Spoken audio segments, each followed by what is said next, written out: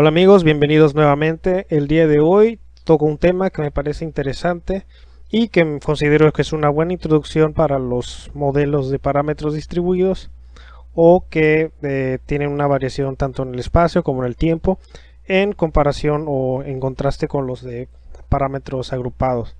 Yo pienso que es útil porque este tipo de modelos aparece en la física, en los fenómenos físicos bastante a menudo, como en la transferencia térmica, en la acústica, de mecánica de fluidos, etcétera. Entonces el día de hoy los traigo una breve introducción a línea de transmisión en la cual vamos a tener una línea en la cual la resistencia, la inductancia, la capacitancia que puede existir en la línea y la conductancia no se encuentran como agrupados en un solo punto, sino que podemos verla como que se distribuye a lo largo de toda la línea.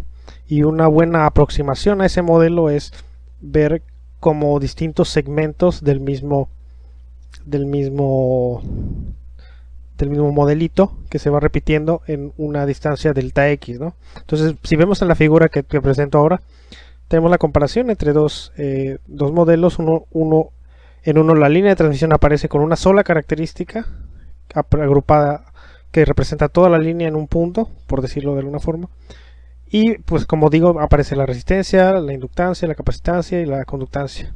Entonces aquí veríamos simplemente la variación en el tiempo, porque estamos asumiendo que pues en cualquier punto que midamos vamos a tener la misma señal en el tiempo. Y en contraste con la figura de abajo vemos que hemos distribuido las propiedades, las características de nuestra línea a lo largo de toda su longitud. Estos segmentos delta x, x por la longitud, pueden ser tan pequeños como nosotros deseemos, y que al final incluso vamos a aproximarlos a una distancia infinitamente pequeña usando el cálculo, ¿no? Entonces, bueno, la característica de esta línea es que se representan distribuidos a lo largo de toda su longitud, y el voltaje y la corriente van a depender de tanto de la posición en la que digamos que midamos como del tiempo. Entonces no va a ser lo mismo que en un determinado instante de tiempo midamos al principio de la línea o al final de la línea donde se encuentra la carga. Entonces este tipo de modelos nos va a permitir ver fenómenos que no aparecerían en un modelo de parámetros distribuidos, y que en realidad sí aparecen físicamente, y que quizá para los estudiosos de estos fenómenos les pareció raro la primera vez que lo descubrieron, ¿no? Y fue ahí de que quieren refinar el modelo. Incluso este tipo de modelos no va a ser final, va a tener, puede refinarse más y puede hacerse lo más complicado que se quiera, pero yo creo que este tipo el que presento hoy es suficientemente interesante como para desarrollar la idea y las ecuaciones que son lo principal de este video. Y bueno, solo quisiera agregar un comentario, que para este video vamos a considerar que el voltaje y la corriente van a ser, el resultado va a ser que son funciones de la posición y del tiempo, y de ahí que vamos a indicar con función de x y de t, tanto la v como la y, y que incluso podríamos considerar que los parámetros de la línea que varían en cada punto, ¿no? Es decir, que si tuviéramos una línea de transmisión que es más gruesa en ciertos puntos y más amplia en otros puntos, ahí cambiaría la resistencia, por ejemplo, o que está más junta un cable del otro, ahí habría una variación. Pero bueno, en este video voy a considerar que estos parámetros son constantes para toda la longitud de la línea, o dicho de otra manera, que nuestro conductor y la configuración o la posición que tenga va a estar uniforme, y que no va a haber zonas que sean más calientes, etcétera, que afecten a la conductividad y ese tipo de cosas. Entonces digamos que el material y toda la línea va a tener características uniformes para simplificar nuestro análisis, y por eso vamos a decir que GR, o sea, la conductancia, resistencia, inductancia y capacitancia, las vamos a considerar como constantes por cada unidad de distancia. Es decir, podemos medir resistencia ohms por metro, por decir así, de alguna forma, ¿no? O henrios por metro, etcétera. Y ahora es momento de iniciar con nuestro modelado eléctrico, y lo que hacemos es distribuir todo las características de nuestra línea usando este patrón que va a estar repetido a lo largo de toda su longitud. Entonces este tramo que tenemos en la figura va a tener una longitud delta x, de ahí que las propiedades de la línea o los parámetros estén multiplicados por ese tramo, esa distancia que estamos considerando. Entonces tenemos una inductancia multiplicada por la longitud, una resistencia multiplicada por la longitud, así como una capacitancia y una conductancia. La línea va a presentar inductancia por su longitud y capacitancia por la interacción entre las dos líneas que tenemos ahí en la figura, ¿no? Entonces este patrón se va a estar repitiendo y podemos empezar a analizar el circuito por medio del análisis de mallas, y así es como vamos a tener un conjunto de ecuaciones. El primer paso es verlo como si nuestra entrada en cada tramo infinitesimalmente pequeño o de corta longitud fuera nuestro voltaje, y nosotros queremos ver qué va a ser de la salida, cuál va a ser la salida, en este caso qué corriente vamos a tener de salida, pero vamos a seguir el proceso, lo voy a explicar paso por paso. Entonces nosotros comenzamos viendo el voltaje de entrada para la primera malla, que va a ser representada por I1, pero que también va a tener interacción de I2 a través del capacitor que tenemos aquí. Entonces empezamos, tenemos el voltaje de entrada, vamos también a tener aquí un elemento de inductancia que representamos por L delta X, aquí lo consideramos, está tomándose en cuenta la corriente 1.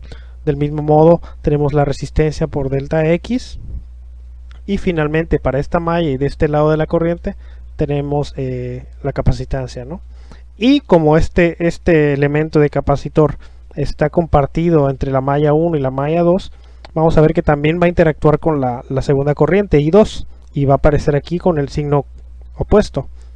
Entonces aquí vemos que tenemos nuevamente la relación constitutiva de nuestro capacitor, pero ahora dependiendo de la corriente 2 del otro lado en la segunda malla, ¿no? Y bueno, con esto ya tenemos nuestra primera ecuación, la ecuación número 1, que fue considerando la malla 1. Ahora vamos a ver qué pasa en la malla 2.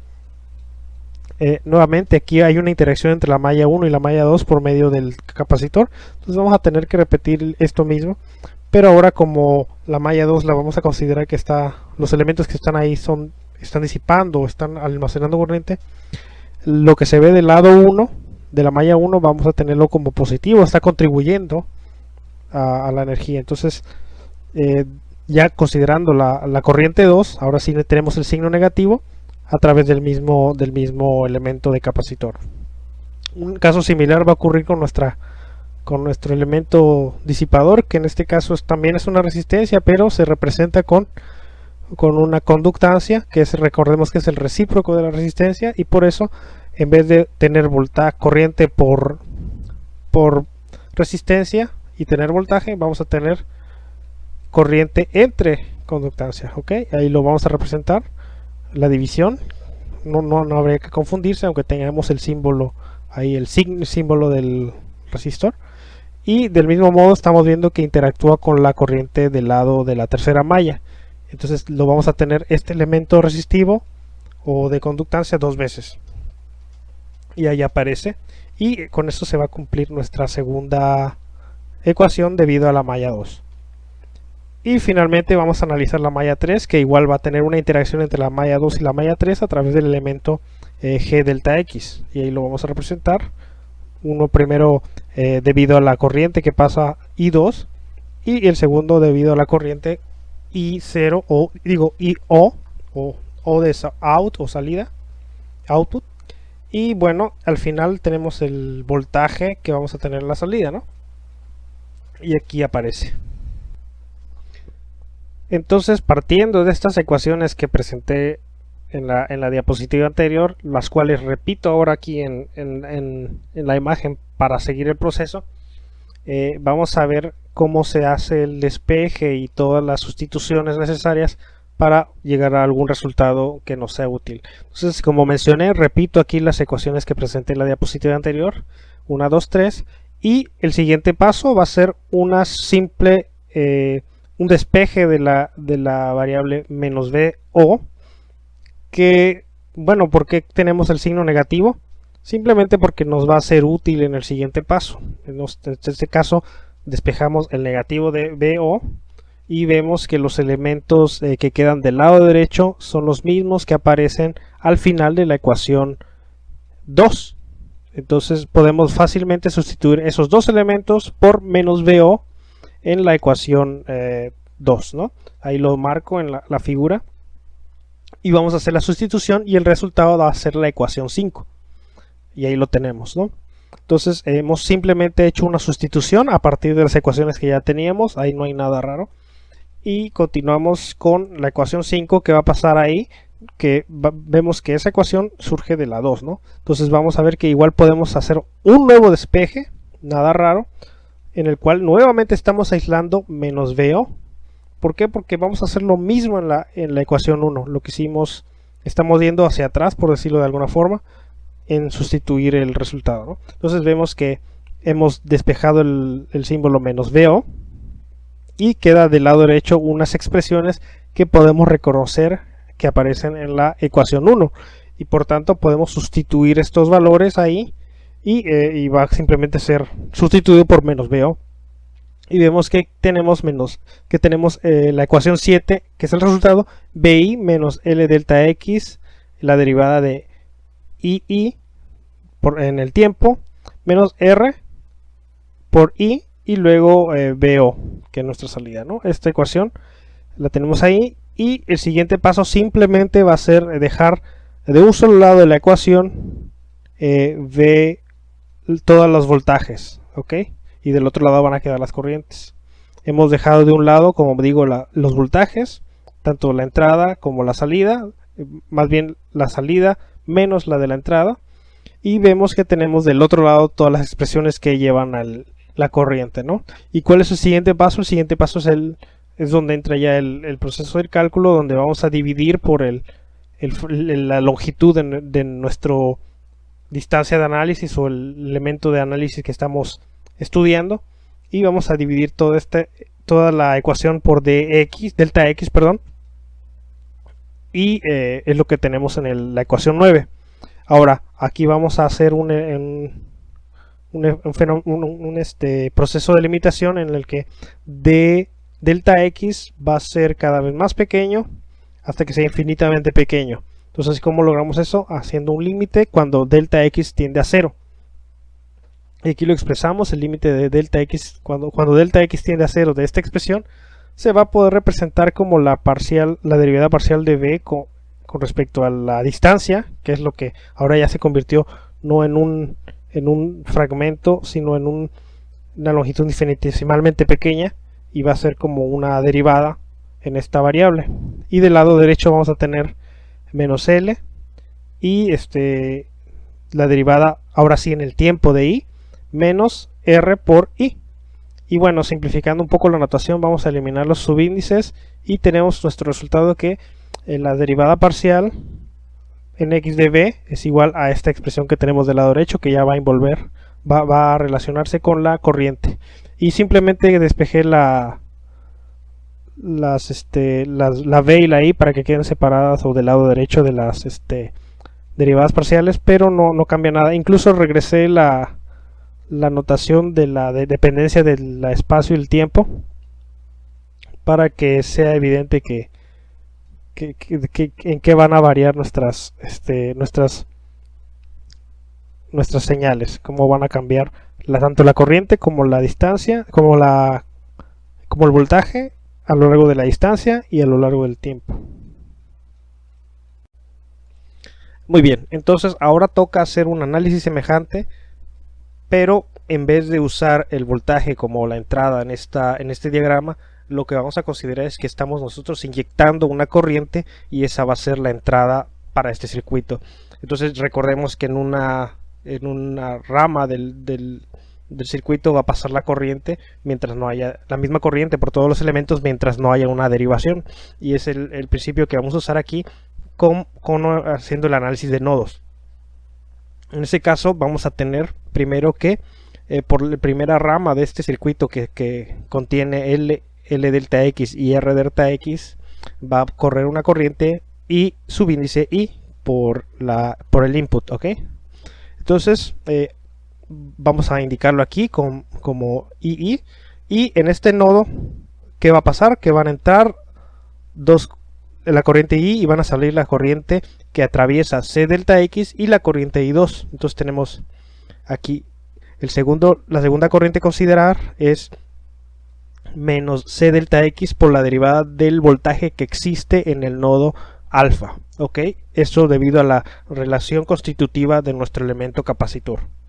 Entonces ahí tenemos el segundo elemento de la corriente que está saliendo, y el último elemento de la corriente que está saliendo va a ser la corriente I2 propiamente dicho, y ahí lo tenemos en el diagrama y en la ecuación.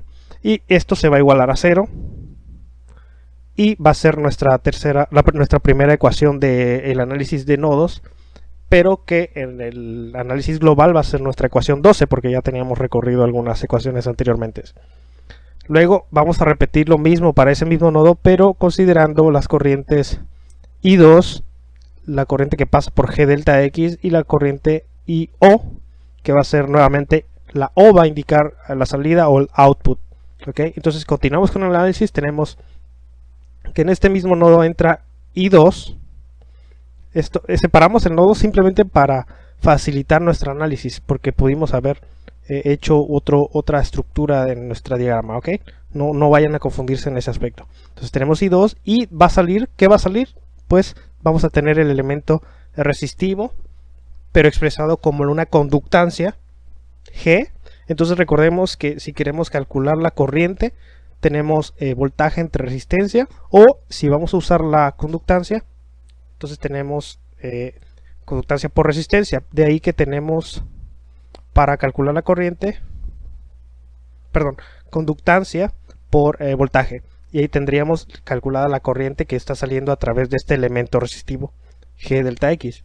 Y finalmente en el último elemento vamos a tener que sale también la corriente IO, nuestra salida. Todo esto igual a 0 algebraicamente, y va a ser nuestra ecuación 13. Entonces ahora lo que vamos a hacer es nuevamente hacer un análisis de qué ocurre a partir de estas ecuaciones, ¿ok? Entonces las repetimos aquí en esta diapositiva, son las que obtuvimos en el paso anterior, y ahora lo que sigue va a ser simplemente un despejes y sustituciones como ocurrió anteriormente. Entonces vemos que aquí yo estoy aislando la corriente I2, le voy a dejar el signo negativo porque me va a ser útil en la ecuación 12, y aquí vemos que la sustituimos, queda en la 12 este mismo elemento, y el resultado va a ser la ecuación 15, tal como lo vemos. Nuevamente aquí vemos que como nada más solamente teníamos dos ecuaciones al inicio, pues esto ya está casi concluido. Ahora vamos a despejar en el siguiente paso, que va a ser nuestra ecuación 16, aquí la muestro. Vamos a despejar las corrientes de un lado y los elementos que tienen el voltaje del otro lado de la ecuación. Para ello vamos a restar el voltaje de la corriente de salida menos la corriente de entrada. Y bueno, tenemos la expresión 16, y como nuevamente nosotros nos interesa dividir entre la longitud del elemento bajo estudio, y entonces vamos a hacer una división ahora entre delta X de ambos lados de la ecuación, como se indica.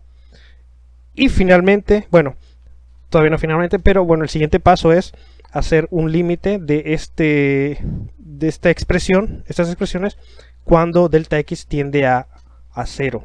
Es decir, vamos a hacer un proceso de limitar esta expresión, y se va a expresar como muestra la ecuación 18. Y pues bueno, la notación va a cambiar porque ahora ya no estamos tratando de una pendiente propiamente dicha, sino de una derivada. Y bueno, vamos a tener la expresión de delta parcial, derivada parcial de i con respecto a x, y luego del lado derecho, el extremo derecho, vamos a ver que tenemos parciales con respecto al tiempo del voltaje en el nodo alfa, y también simplemente la función del voltaje en el nodo alfa, ¿ok?